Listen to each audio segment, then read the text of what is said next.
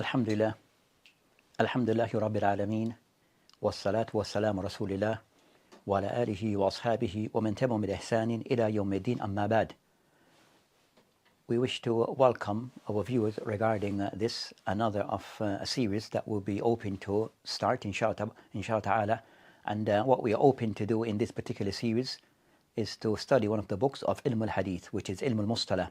So we had previously covered a book regarding Mustalah al-Hadith, or referred to as Ilm al-Hadith, where we covered concerning basic principles and the qawahid and that the ulama of Hadith follows regarding studying of Hadith. So inshallah ta'ala, we wish to cover another book regarding this particular topic, seeing that we see that the importance of us understanding better regarding the science of Ilm al-Hadith and also studying of Hadith in general. So regarding, as we mentioned, this would be like a madkhal, a form of like introduction to Ilm al-Hadith wa Ilm al-Sunnah. And we hope to, in this particular session, to kind of somewhat ease into the topic by discussing certain matters pertaining to Ilm al-Hadith in general. Then after, in the other sessions coming, that we go into studying a specific book that covers as what is referred to as Ilm Mustalah al-Hadith or Usul al-Hadith. So regarding concerning this matter, that the objective, while we are discussing this particular topic and hope to cover a book on this particular topic, that we see that there's a need that the Muslim, especially in the West, have a better understanding regarding the science of Hadith. So regarding the books of Hadith and also the terminologies of the ulama of Hadith, also the principles that are followed by the ulama of Hadith. What are these things? So for us to have a better insight and understanding of these things, then it would mean for us to start studying the books of Hadith. So inshallah ta'ala, this will be a contribution in that field, bi'idhnillahi ta'ala, where we start opening that discussion regarding Ilm al-Hadith. So I mentioned that there's others who have done so, but this is another of the contribution regarding the study of Ilm al-Hadith. So in general, regarding concerning, as we mentioned, that the science of Ilm al-Hadith is very vast. Regarding Ilm al-Hadith consists of various fields within a particular science. But inshallah ta'ala, we'll try to focus regarding this series, matters relating to Ilm al-Mustalah or Mustalah al-Hadith. So as we had mentioned regarding concerning that with Ilm al-Hadith, the first of those things to understand is this general topic of Ilm al-Hadith. So we try to cover regarding certain basic thing as an introduction, leading on to Ilm al-Mustalah, matters pertaining to Ilm al-Hadith in a simplified way, bi'awnillahi ta'ala. So regarding concerning the first thing to understand, and we may cover this further in detail as we start to cover the book of Mustalah, as the ulama, they mentioned regarding concerning that Islam, it has various science. So we have those sciences that are some of the ulama that they have broken down the science of Islam or the science of Islam into two main parts. Ilm al-Ghaya, the science that relates to Ilm al-Ghaya, that we are trying to achieve, and that relates to that science that there is objective that we are trying to achieve regarding this knowledge is the correct understanding of the Quran. So Ilm al-Quran, also Ilm al-Sunnah. So what has been transmitted upon the Prophet ﷺ, how to understand these matters correctly so as we can implement them correctly. Third of those science that are said to be science, al-Ghaya, they mention Ilm al-Fiqh. So matters relating to Ilm al-Fiqh regarding matters relating to the Ahkam al-Shar'iyya, regarding matters relating to Ibadat, how to worship Allah subhanahu wa ta'ala correctly as based upon the text of the Quran, the Sunnah, and also how to function regarding matters regarding general affairs, mu'amalat. So matters regarding nikah, talaq, marriages, divorces, business transaction, child custody, matters regarding general affairs. So Islam have given us rules regarding these things. So in studying, so this is of the primary science, which is Ilm al-Ghaya, knowing the Ahkam al-Shar'iyya regarding halal and haram. Then also the fourth of these primary science of Islam, or said Ilm al-Ghaya, these sciences that are said to be the aim and the objective of studying of Islam, is to understanding the correct aqidah. So understanding the correct belief that have been transmitted to us or been extracted from the Quran and from the Sunnah, and also according to an understanding of the Salaf al-Salih, min al-Sahaba, wa tabi'in, wa atba' tabi'in. So how we are able to understand the correct aqidah and what are the ways to go about doing so. So for the Muslim, understanding and trying to know these primary sciences of these four: understanding the Quran, understanding the Hadith of the Prophet ﷺ, also matters relating to the understanding of Fikr related matters regarding halal and haram, and fourth, matters that relate to the belief of the Muslim. So find that in a time that we're living, you find that many things have been introduced into Islam by way of bid'ah. So you find many things have been introduced into Islam by way of bid'ah. So in all those areas that we have mentioned, we'll find that there's things that are correct, but also we find things that have been introduced to Islam that needs to be looked at and also to be sieved away from Islam. So how to go about that? That was said, as some of the ulama mentioned, at-tazkiyah wa tarbiyah. So regarding tazkiyah of ilm, how to purify this knowledge, then it requires for the person to also to learn other things. So a means to achieve these science that are the objective, the Quran, the Sunnah, also al-Aqidah, and also al-Fiqh. Also we need other science to help to support us in understanding these things correctly and approach them in a proper way and to stay on track and focus. So the ulama have introduced another other science that are referred to as ilm al-wasila. So these ilm al-ala or wasila, these sciences that are said to be sciences, supportive sciences that aid the person to achieve those goals. So of those sciences that are said to be of this wasila, a means to achieve our goals, which Quran, the Sunnah, and the correct Aqidah, and the likes, of the ulama that have mentioned, introduce other science, which is those science will help to support ilm al-mustalah, al-hadith, how to understand, and the principle regarding how to understand the hadith of the Prophet ﷺ correctly. What are the rules and guidelines regarding this? Also, we have ilm al-usul al-fiqh. What are the principles regarding how to understand and extract rulings from the sources correctly?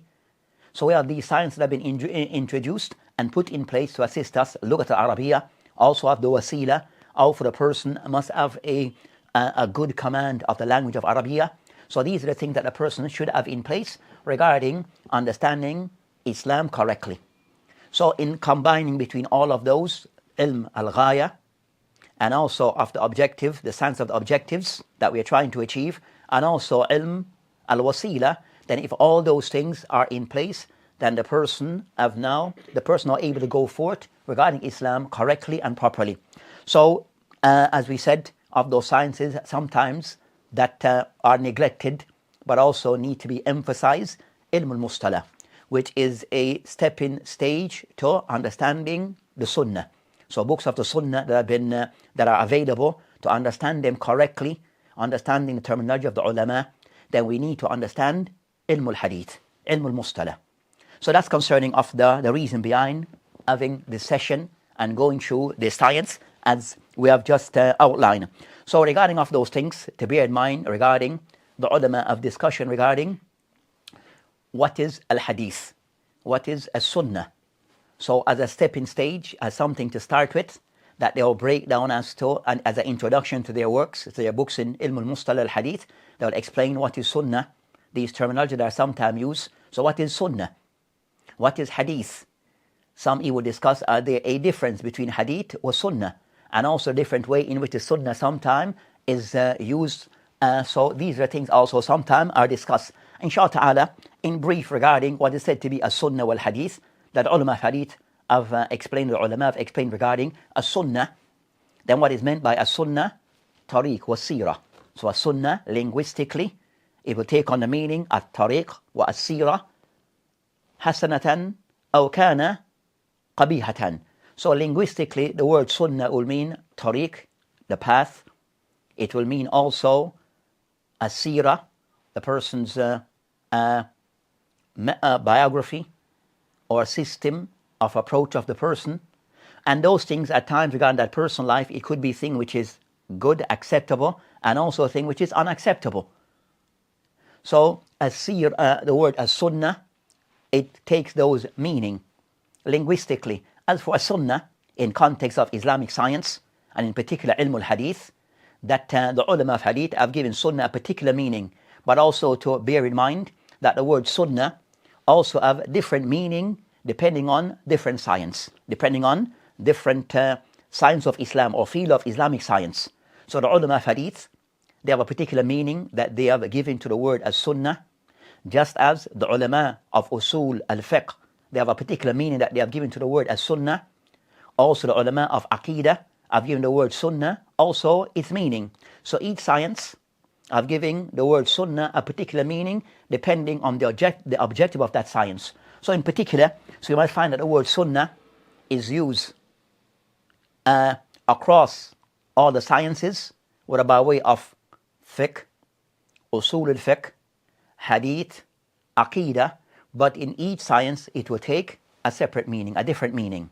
So for the person to be aware of this. As for ilm al-hadith, then the word as-sunnah in this context that the ulama have mentioned regarding concerning as-sunnah could be, they define concerning that as-sunnah, that as-sunnah, that they have mentioned regarding as-sunnah, ma udif, or ma nukhila, or ma rawa an-nabi al-islam. So what have been narrated or transmitted upon the Prophet al-islam, min aqwalihi, from his statements, wa af'ali, his actions, wa taqriratihi, also things that he approved of done by others that he's aware of, but he was silent on those matters, and that became his approval. So that's called taqrir.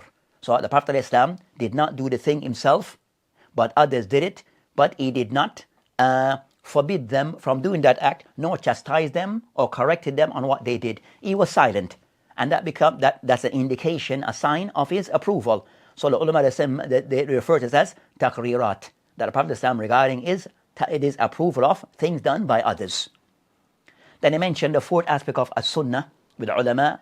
We mentioned aqwalihi, his statements, af'alihi, his actions, taqriratihi, his approvals, things done by others. And the fourth aspect of the sunnah of the ulama of hadith, that they include also, they mention sifati, regarding the Prophet ﷺ sifat, khalqiyya or khuluqiyya, regarding his general physique, his general appearance is considered to be a part of the sunnah, his general description, and also things of his behavior and conduct. So his suluk, his mannerism, his conduct. So the ulama of hadith, that they have given hadith this meaning, and also others have even extended the meaning, such as regarding as-sunnah, regarding harakatihi, wa sakanatihi, wa manamihi, where as-Sakhawi rahimahullah, that I've mentioned regarding that the sunnah also, things related to the Prophet ﷺ regarding, things regarding his movements, his sleep, all of it they include as a part of the sunnah. So that's concerned the sunnah with ulama of hadith, it has that meaning, ma udif, or ma nukhila, what have been transmitted upon the Prophet ﷺ, min qawlihi, wa fi'lihi, wa taqriratihi, wa sifatihi, khalqiyya or khuluqiyya. Min bi'tatihi, from a time of him, min bi'tatihi ila mamati, from a time of some ulama, min qabla al-bi'tha wa ba'da al-bi'th, before he was commissioned as a prophet, from time of his birth, min wiladatihi ila mamati, from time of his birth up until his death. So the ulama of hadith, they approach hadith from that in that manner. They look at the Prophet of Islam regarding all aspects of his life, from time of his birth up until his death. So with this matter, so said and so, and as for the ulama of hadith, that as for the word as sunnah, as we have just defined, according to the ulama of hadith, as we'll be discussing this particular topic, and as we said, that for the person to be mindful that the word sunnah in other science also have its own meaning attached to that science. So the ulama of usul al-fiqh, they mention the word as sunnah, meaning something which is, that's something concerning, that is something which is غير واجب, لكن ممدوح فعله. That is something which is mamdu', it is something which is praiseworthy to be done, but it is not to the degree of wajib. So something is encouraged to be done, ma umira bihi sharih, that would have been commanded by the legislator, ala ghayr al-wajn ilzam, not by way of it's compulsory to do so, it's binding to do so. So that's concerning, or they mention concerning that the thamara, regarding with the ulama of usul, the ulama of al-fiqh, that mamdu fi'lu wa la yu'aqib ala tarku, that the person who does it is rewarded, yathab wa yamdah, and is praised for doing so, wa la يُعَاقِبْ عَلَى تَرْكُ, but he is not punished for not doing it. That's the definition of, in general, what is mentioned as a sunnah with the ulama of al-fiqh. So that's concerning, also said, so want to be mindful of this. And also, next word that is common amongst the books of in hadith will be al-hadith. So we mention a sunnah, and also the next word that is used is hadith. That goes back again in reference to the Prophet ﷺ. So hadith, hadith, ma nukhla Nabi Islam. So what have been transmitted upon the Prophet ﷺ, again by his speech, his action, and the things that he approved of. So the ulama of hadith, that in most part, jumhur of the ulama of hadith, majority of the ulama of hadith, that they will define the word sunnah and hadith as the same. Both have the same general meaning as sunnah wal hadith. That both are things that relate back to the Prophet ﷺ. But then we find of those who, in the early second century of the second century of Islam, where some of the ulama and some discussed a slight difference between a sunnah wal hadith. Where some mention that a sunnah, that at times they mention a sunnah, it is more broad. The Prophet mentioned, alaykum bi sunnati wa sunnati al-khulafa al-rashidin al-hadith. So they mentioned the Prophet ﷺ, they mentioned his sunnah, and also he mentioned sunnat al-khulafa al-rashidin. As sunnah is more broad, where it includes things related to the Prophet ﷺ and also the Sahaba. So they see the word sunnah as being more broader. As for hadith, that I mentioned that of those who make that distinction, that hadith, it directly goes back to the Prophet ﷺ, or things related specifically to the Prophet ﷺ. Of those who make a distinction between a sunnah wal hadith, by stating that a sunnah is things that concern the sunnah is amaliyah, things that concern so the practicality of the Prophet ﷺ life, that's the sunnah. Things that he did and fulfilled and carried out. And also they said hadith is concerning things regarding ilmiyah, things which is concerning the theory, the rules regarding, or things that have been naqala anhu, things that have been narrated upon the Prophet ﷺ. So you have these books, kutub al-hadith, they are just narrations, and as for the sunnah, is now the practicality of the life of the Prophet ﷺ. But those are the differences that have been mentioned by some of the ulama regarding the difference between hadith and sunnah. But overall, that majority of the ulama of hadith, that they see both words as sunnah wal hadith, that they they carry the same meaning, and they use vice versa. So as for the next matter regarding ilm al hadith, to understand concerning that, to understand the importance of this science, ilm al mustalah and ilm al hadith in general. So regarding concerning of those statements that can be mentioned, that if we were to look at the books of the sunnah, kutubu sitta. So as an example, if we were to check the books, kutubu sitta, Sahih Bukhari, Sahih Muslim, Sunan Abu Dawud, Al-Jami' or / Sunan At-Tirmidhi, Sunan An-Nasa'i, and Sunan Ibn Majah. So these 6 books are referred to as Kutub as-Sitta. These 6 books of hadith, that if we were to look at them carefully, that what we'll observe, that from those 6 books that we have mentioned, that of them, they had an introduction or something related to ilm al-hadith. So you find, for example, that Imam Muslim rahimahullah, that he wrote, when he wrote his Sahih, he wrote it in 2 parts. The first part, which is an introduction, which the ulama refer to as Muqaddamat Sahih Muslim, is an introduction to the book of Imam Muslim rahimahullah, that he can somewhat discuss certain matter relating to ilm al-hadith. So he mentioned certain matters pertaining to ilm al-hadith, which is concerning the rules and the guidelines, as we'll mention. So he mentioned things, certain rules and guidelines regarding ilm al-hadith. So that becomes the muqaddimah, an introduction, before he goes into the main part of his book, as-Sahih. So in this he discussed certain matters regarding ilm al-hadith and verifying of hadith and things of that nature. Also Imam Abu Dawud as-Sijistani rahimahullah, when he wrote his sunan, that when he went to Ahl Mecca, then they asked him concerning question regarding his sunnah. The book that he wrote is his sunan. So he wrote a risala, referred to as risala li Ahl Mecca, li Abu Dawud as-Sijistani. So he wrote a small risala as like to clarify his book as sunan. So he explained certain is manhaj regarding this book, Sunan Abu Dawud. And also we find the third of those who have somewhat, and a book that's like a madkhal to is al-Jami'uz at-Tirmidhi rahimahullah. So Imam at-Tirmidhi rahimahullah, when he wrote his Jami', then at the end of his book, Jami' at-Tirmidhi, that he wrote a book that is referred to as Al-Ilal al-Saghir. He wrote a book, Al-Ilal al-Saghir, Ilal al-Saghir, that he mentioned certain things regarding his book, Al-Jami'. So you find those ulama, either at the start of their book, the beginning of the book, they have an introduction, or at the end, they have another risala, a small thesis that explain the book that they have written, such as At-Tirmidhi, Muslim, at the beginning of his book, and Abu Dawood, a book which is separate but connected to is As-Sunan.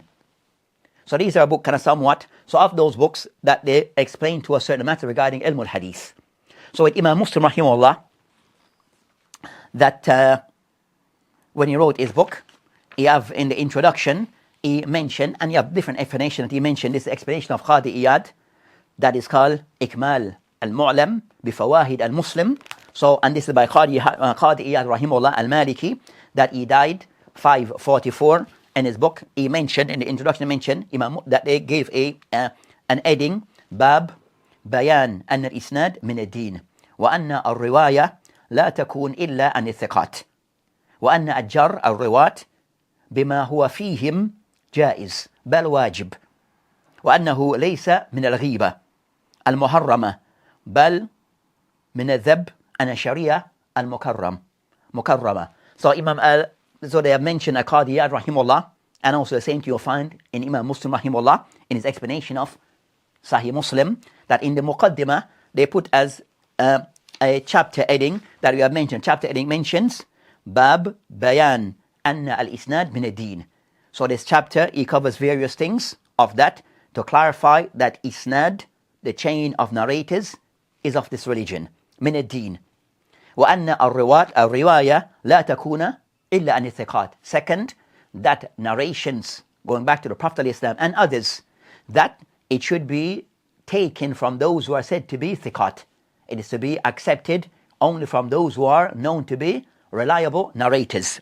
وأن الجر الروات, and also to criticize of riwat, بما هو فيهم, for those things that are present with them, that are justifiable criticism of narrators, jaiz, it is something which is allowed, permissible. Bal wajib, rather it is compulsory to be done.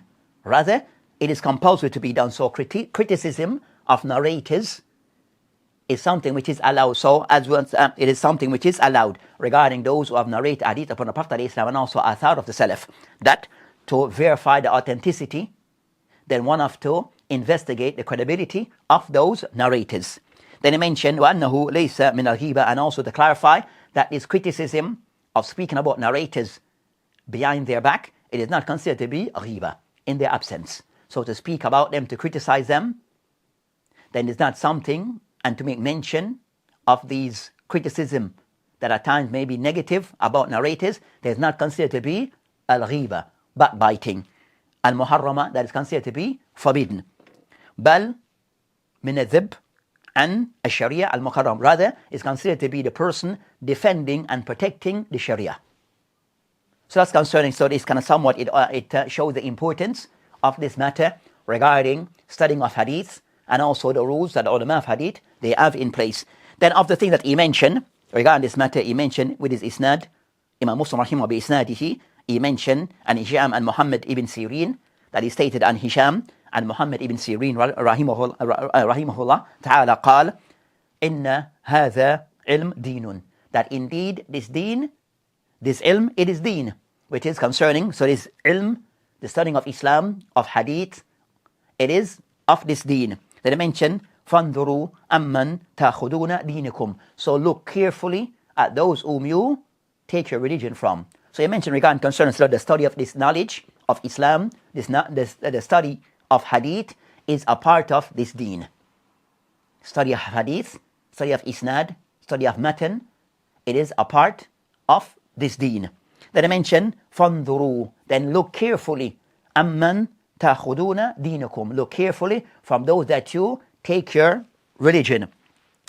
Then also another statement of Ibn Sirin that he mentioned, another statement of Ibn Sirin called لم يكونوا يسألون عن الإسناد, that before لم يكونوا يسألون عن الإسناد, that before they never investigate and ask about isnad.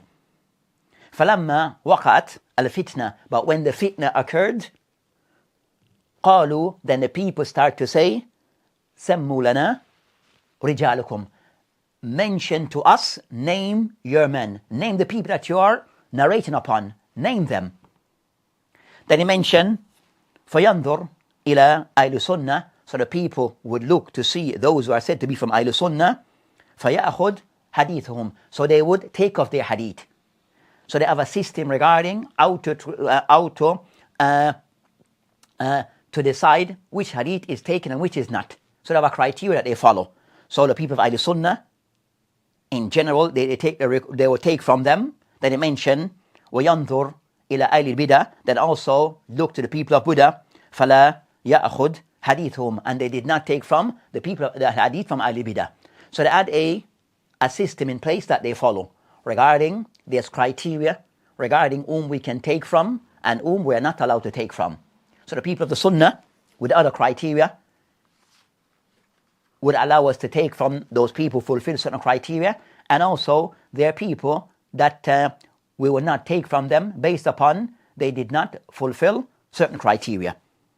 So that's concerning the importance of that matter regarding that the matter regarding hadith and the study of hadith and its science is of importance, as that would be, as that relates to verifying what have been transmitted upon the Prophet ﷺ, and that would impact regarding our belief and our actions and our conduct and what is said to be our deen of Islam.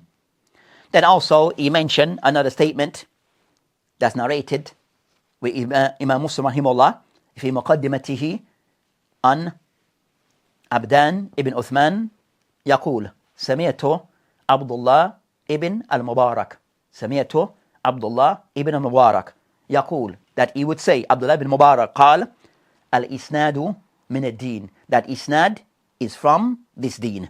Isnad is a part of this deen of Islam. وَلَوْلَا isnad, and if there was not isnad, لَقَالَ مَنْ شَاءَ مَا شَاءَ, and if there was no isnad, then people would say whatever they will, whatever they want. So there must be a criteria to decide what is accepted and what is not, whom we take from and whom we do not take from. And also he mentioned that others have mentioned regarding Abdullah ibn Mubarak, that also another statement he mentioned, قال سمعت عبد الله ibn Mubarak, another statement that I mentioned upon Abdullah ibn Mubarak, قال بيننا وبين قوم قوائم, that between us and the people is a qawahim, something in place. They mentioned this qawa'im, he mentioned it is yani al-isnad, it is isnad. So between us and the people, what is attributed to Islam, there is something in place to decide what is acceptable and what is not. Then he mentioned what is this thing that is in place, that measuring stick. He mentioned al-isnad, that is measuring stick, isnad. So regarding matters that people attribute to the Prophet ﷺ, we have the system, there is a system in place regarding what is said to be acceptable and what is not acceptable, and the science of ilm al-mustalah, it will explain those things to us and clarify those principles regarding when hadith is deemed to be reliable and when a hadith is not deemed reliable, and other things attached to this. So with that, of the things that to be mentioned regarding concerning that ilm al-hadith or ilm al-sunnah in broad terms, that it can be subdivided into 5 areas, that a person who wants to have mastery, proficiency in the science of ilm al-hadith, then a person have to understand or have studied to a certain degree in 5 areas. So regarding having proficiency, to be a specialist, to be one who is proficient and have mastered the science, then of those things the person that they have to go into 5 areas, that we will break it down to 5 areas regarding ilm al-hadith. So of those 5 areas regarding to master the science of ilm al-hadith, then you have concerning kutub al-hadith. The first will be كتب knowing مناهج العلماء الحديث في تصنيف في كتب الحديث. So knowing the methodology and the system that have been applied by the ulama of hadith when they wrote their books. And what are so? That will mean knowing their condition that they set upon their books, knowing the method, the system that they follow regarding the book that they have authored. So knowing the books of hadith and also the method followed by the author of those books. And those books we can consider to be al-kutub al-hadith or mutun al-hadithiyya. So these we consider to be kutub al-hadith or kutub are said to be al-mutun al-hadithiyya. So these are the mutun al-hadithiyya, books of hadith. Of these books of hadith, there are those that are said to be al-masadir al-asliyya, where these are books that are written with isnad, the primary books. Then we have kutub ghairil masadir al-asliyya, and also books that are said to be not primary books, they're supporting books.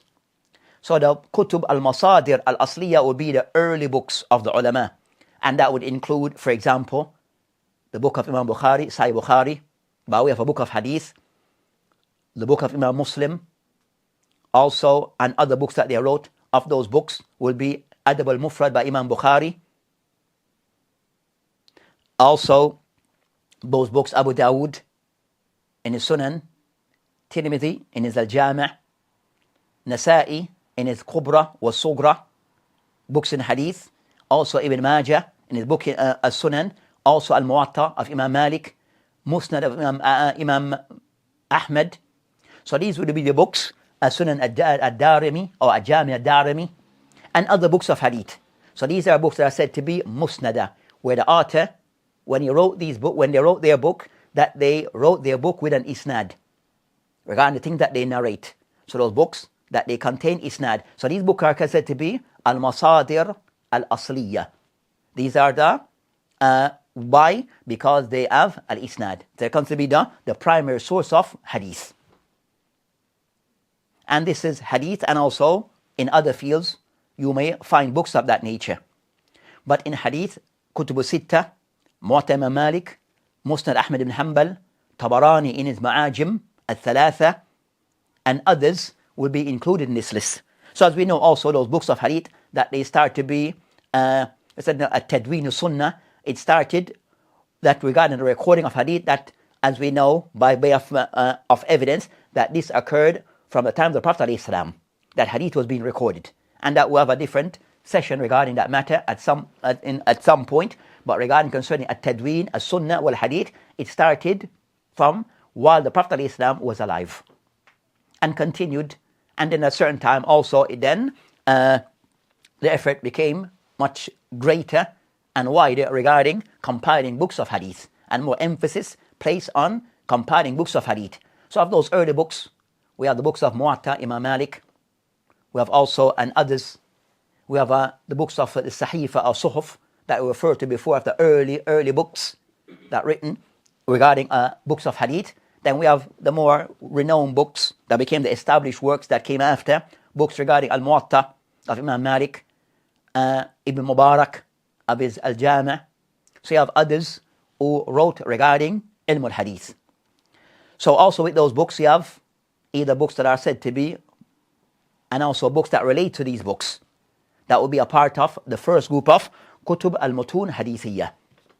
That would include Muqtasarat, Shuruhat, and the likes. The second category or types of books of hadith that relates to the science of hadith will be concerning Kutub or book or Ilm al-Rijal, Ilm al-Ruwat. So Ilm al-Ruwat, refer to Ilm al-Rijal by way of majority of narrators will be male, but also female are included as Ruwat. So is what referred to as Ilm Jar wa Ta'dil, which is the critiquing of narrators, to see those who are acceptable regarding their narrations and those that their narration is not to a certain standard. So that's concerning Ilm al-Ruwat, Ilm al-Jar wa Ta'dil, Ilm al-Rijal. So that's also one of the science that relates to Ilm al-Hadith. Another, so you find that ulama have written in this science, you have Imam Bukhari, At-Tariq al-Kabir, also others, Ibn Adi, who have written on this, Uqayli, and others who have written the book Jar Ta'adil, Ibn Abi Hatim, and the likes. So you have books that have been written, Thiqat, the Ibn Hibban. So you have books of that type regarding riwat. At times, books that are general, that include narrator who are said to be reliable and those that are unreliable or weak. We have books that gears towards specifically narrator who are said to be da'if, ad-duafa, al-uqayli, or we have books that are specific, and also books that are books that are for du'afa. Then also we have books that are dedicated to narrators that are said to be thiqat. For example, Ibn Hibban. So you have broad section, different type of books regarding ilm ruwat, and those are the early books. Then later on you have the likes of Ibn Hajar, who wrote books regarding Jar wa Ta'adil, Zahabi, also famous work of Al-Mizzi, and others who have written in this field. So those are the books of Jar wa Ta'adil. Then also of another group, another section or science of branch in this science, we mentioned concerning Kutub al-Takhrij or Ilm al-Takhrij. So how to make takhrij of hadith with a person able can source, reference back that hadith to its original source, look at the different narrations, and at the end, the different wording of the hadith, critique the narrators, and then come to a conclusion regarding the wording of hadith, regarding the grading of hadith, which is called ilm al-takhrij. So either person can just source back the hadith to its original sources, so reference those sources without passing a judgment, or the person, after doing all that work of reference to the hadith, checking the different narrations and the narrators, then they'll pass a judgment on the hadith. So Kutub al-Takhrij. So you find books of that nature. So of those books, that Kutub al-Takhrij, we have Al-Badr al-Munir by Ibn Mulaqin. Also, you have Talkhis al-Habir by Ibn Hajar. Also, Nasb al-Raya by Zayla'i al-Hanafi. Also, of that category of book would be of contemporary. We have many contemporaries. We have Sheikh Albani, who has the book Irwal al-Ghalil. So, books of that nature will be books of takhrij, that will study particular hadith, and then also reference those hadith back to the original source, and also those books will look at, and also when going through all the work, investigation may give you a ruling on the hadith, regarding hadith being authentic or not, or they may not. Then also, we have books of al-ilal, which is concerned that, those are the books that are, that will combine everything regarding ilm al-hadith, takhrij, discussion regarding what. So of those to detect, as I said, we'll discuss concerning ilal, to discuss errors that sometimes that may occur in hadith that is not apparent. So errors that may occur in hadith that is not apparent. But there's an error, but it's not something which is apparent. It is somewhat said hidden. So it requires a person who have mastery, full, complete proficiency in this field, who have a vast knowledge of knowledge, for them to be able to detect this. So that's concerned ilm al-ilal. And as the ulama have mentioned, not of all the ulama of hadith, still a few who mastered its science, or this area of ilm al-hadith, ilm al-ilal. Nam, and you have some books of that nature. Then also, finally, of the fifth would be ilm al-mustalah al-hadith, or ilm usul al-hadith. So that's concerning what we'll be discussing, which is ilm al-mustalah al-hadith. Ilm mustalah al-hadith, which is those qawahid that relates to discussing the matan and the text, the matan and the isnad. So that's concerning ilm al-mustalah. So it will give us concerning the terminology of the ulama of hadith. So these are the books that are generally, that they have two types concerning ilm al-mustalah, that which give us the general breakdown concerning what is covered regarding knowing the terminology of the ulama of hadith concerning what the hadith is sahih, what's the definition of hadith is sahih, what's the criteria, shurut hadith is sahih, what are the sources, the books that you can go back to as reference regarding hadith is sahih, what is hadith da'if, by way of definition, source of hadith, also hadith da'if, and different categories of hadith da'if, Also, so it will cover various things regarding terminologies and principles relating to ilm al-hadith, which is ilm al-mustalah. So ilm al-mustalah will be like usul al-fiqh. So give it the principles that one has to follow regarding, at the end, passing judgment on hadith being authentic or not. So that's concerning of those matters. So we said in general, in studying of ilm al-hadith and to master the science, to be proficient in this science, that a person have to know the books of hadith, also of past and present, also ilm al-rijal, also having knowledge of takhrij, knowledge of ilal, and also fifth, knowledge of al-ilm al-mustalah. So with this, then the person will become now a master of the science, where the person is said to be a specialist in ilm al-hadith. So as we mentioned, that this is just a part of the introduction regarding the science, regarding ilm al-hadith, that they will mention regarding concerning that we were to cover, and we'll cover the next session regarding concerning, as they mentioned, as they refer to, mabadi kulli ilm ashar, that for every science it have like 7 principles that one should be, introductory principles that one should be aware of in studying that science. So the next session will cover concerning mabadi al-ashar, these 10 principles, introductory principles that one should somewhat have a general idea of in studying of any science, whether hadith, mustalah, fiqh, usul al-fiqh, tafsir, and the likes. These are these 10 introductory points that are normally covered. So the next session, inshallah ta'ala, will cover those regarding ilm al-mustalah, and then we'll take it, build up from there. So inshallah ta'ala, the book that we're looking to study, that we're more, we'll mention the next session regarding the book that we'll be studying, which is the book that is related to Nukhbatul Fikr.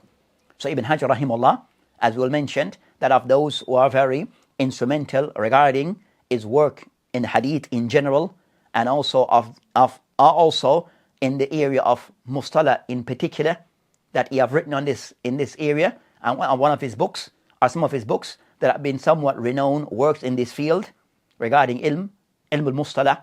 So we'll be studying one of his, a summary of the book that he did, which is Nukhbatul Fikr. So Nukhbatul Fikr that he did, we'll be doing a summary of that book, which is, we'll explain this further in the next session that we have regarding, as we said, these 10 points as introductory points, the second introductory points regarding, in particular regarding ilmul mustalah. Then we'll mention regarding the book that we'll be studying, and also the method that we'll be following regarding that particular book. So this, inshallah ta'ala, this serves as the first introduction regarding this science of ilm al-mustalah, or a session regarding discussing and explaining something regarding ilm al-mustalah. So we said the objective for us to better understand the science of hadith in general, and in particular the principles that are in line for a person who wish to study hadith, what I think the person must understand and be aware of. And those things are covered to some degree, they are covered in usul al-hadith or al-mustalah al-hadith. With this, inshallah ta'ala, will end. وبالله تعالى توفيق وهذه السبيل والآخرة ورحمة الأمين. السلام عليكم ورحمة الله وبركاته.